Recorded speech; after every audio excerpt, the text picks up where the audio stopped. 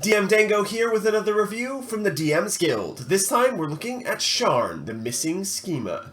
Eberron is one of my favorite campaign settings, so I'm looking forward to this.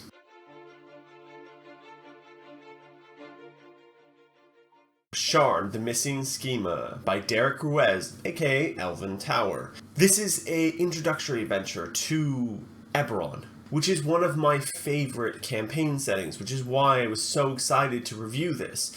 This is kind of the Lost Mines of Phandelver of Eberron. It really plays it up in terms of the way it's trying to introduce both Eberron and you to Sharn, the City of Towers. The City of Towers itself is a interesting place.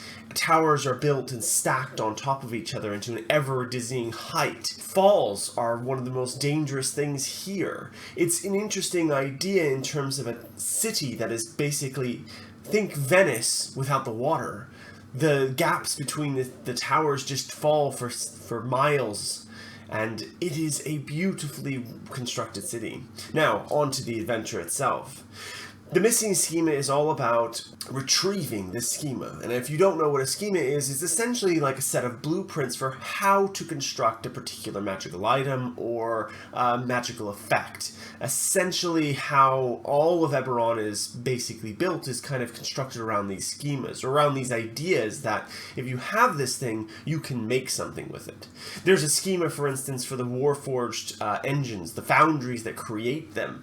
There are schemas for all magical items within Eberron.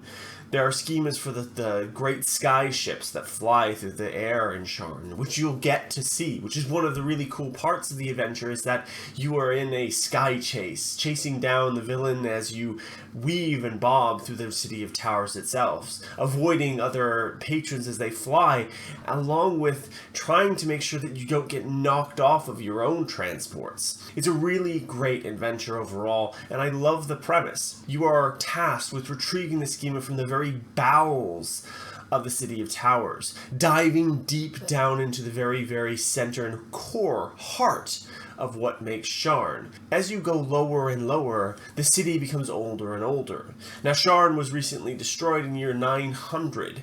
However, it's about 1100, so that was 200 years ago. However, a lot of what's underneath that is much older, as your players will discover. What did I like about the adventure? Well, I love the fact that it's a very good introduction into both Dungeons and Dragons and Eberron. It's a really good way of introducing players new to D&D, players who want those high magic, high fantasy settings that aren't really enamored by the Forgotten Realms.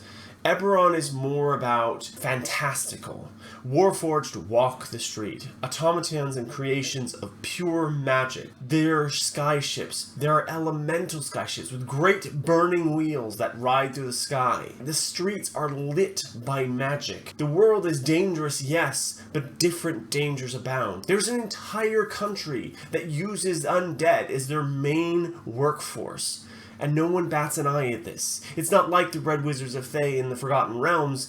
It's more like just this is commonplace. They just do this. They're soldiers. They were created for a great war that happened before this takes place. And that's one of the great things I like about this, is it's a really beautiful introduction. Now, the other thing I really loved was the fact that there's so many handouts to go along with this. Maps and bounties, and everything is included to show you kind of where things are. In addition to that, I really loved the concept of the sky chase.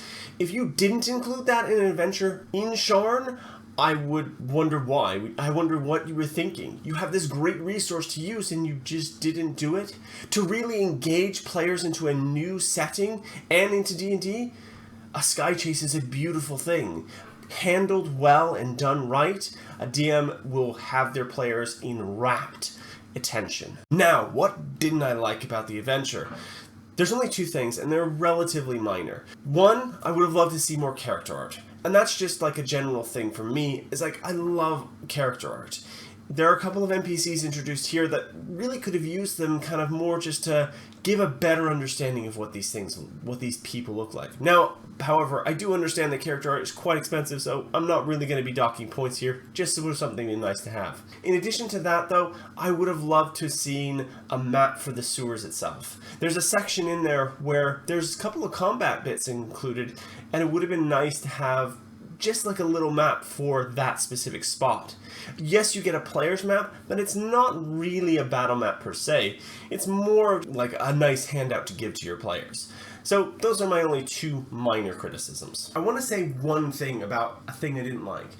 There was a lot of like flavor text, like read aloud text for the dungeon master to kind of go through. Now, to my mind, read aloud text is kind of always meant to be paraphrased, to always kind of read through it as a dungeon master and figure out what are the bits that are kind of important. Yeah, some of the NPCs have some quite long-winded speeches, but that's probably okay as long as the players know that they can interject into those NPCs every so often. It means that it's kind of like a free-flowing roleplay section that you kind of, as a DM, massage into the right thing. And that's kind of always how it's going to be, because different groups do things differently. And that's okay. But paring down some of those read aloud text would be a useful exercise, but I don't fault it very much. Finally, my rating. Where do I think this falls? Well, I'm going to be using my perk system again, so let's start with C. Combat. Combat in this is incredible. I like the sky combat particularly. It's a really well kind of executed idea. It does mean that you're kind of it favors DMs who like theater of the mind, who like that very kind of let's make a very loosey-goosey style of combat. For DMs who want a more structured approach, something like here's a map, here's how everything moves, every turn they move X amount of feet per round, and this is the route they take and all this kind of stuff, it might rub them the wrong way. However, for me, I really like this. I like kind of the mental image of this ship racing through streets and barreling around corners, trying to get away and escape, and potentially maybe even players being knocked off, and then going to have to pick them back up again later. I like that idea. The combat itself can seem difficult, especially for first or second level parties of size 4 or 5. However, I think it bears worth mentioning that making sure to read the monster stat blocks very carefully. For instance, in this first encounter, there are a number of creatures that have multi-attack. The second attack is always made with disadvantage, so it's likely to miss, but probably won't. And also with bearing in mind, first level adventures are by their nature very dangerous. TPKs happen a lot, especially in first level adventures. Lost Mines of Fendelver is famous for this. That first encounter with goblins that you get in that module will kill probably about 40% of parties. It's just the nature of D&D. It's not a criticism of the module, it's a criticism of first level. You're kind of squishy, and that's why there are so few adventurers in general. A lot of them die at their first level.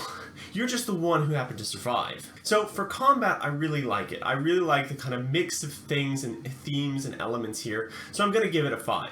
Moving right along to roleplay. There are a lot of encounters in here that can just be roleplayed out of. You can just talk your way out of it. And there are a lot of interesting people with various, very good, very deep backstories to kind of understand. I will say that some of the flavor text that goes along with them, in terms of the read aloud stuff, tends to be quite long-winded, especially for some of the speeches. But as long as you, as a DM, understand that your players can interrupt at any time and pick and choose what you think is necessary. Don't read everything. You shouldn't. You never should. You should paraphrase. That's kind of like a general, a free DM tip, I guess. But I really like the roleplay options here, so I'm going to give it a 5 as well. On to exploration.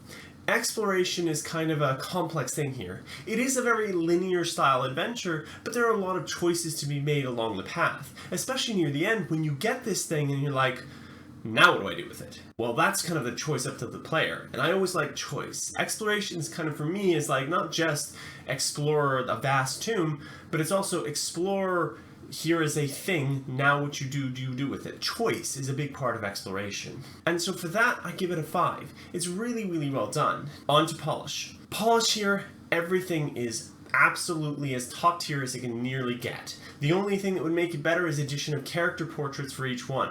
And I'm not even going to knock a point off for that. It's beautiful. This is clearly a labor of love at this point. The amount of effort that's gone into making sure this is polished as it can possibly be. Now, like I said, some of the flavor, like the read aloud text, is a little long-winded.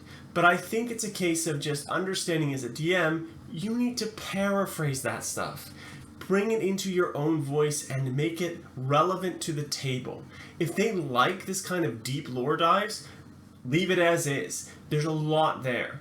If your players are more of a rough and tumble hack and slash type, yeah, paraphrase it. Pare it down to what's needed for the table. That's the point. The module is supposed to give you the tools you need. You're not supposed to use it verbatim. And thank you. So, out of total, I'm going to give it a 5. So, that's a 5 across the board. Perfect score. I really love this module, and I love Eberron. So it might be coloring my opinion a little bit. But it is a really great introduction to Eberron, and I would say if you're going to run like a first adventure in D&D, this is a really good one to pick. As a DM, running this is a little complex in places, but nothing too hairy until you get to the Sky Chase.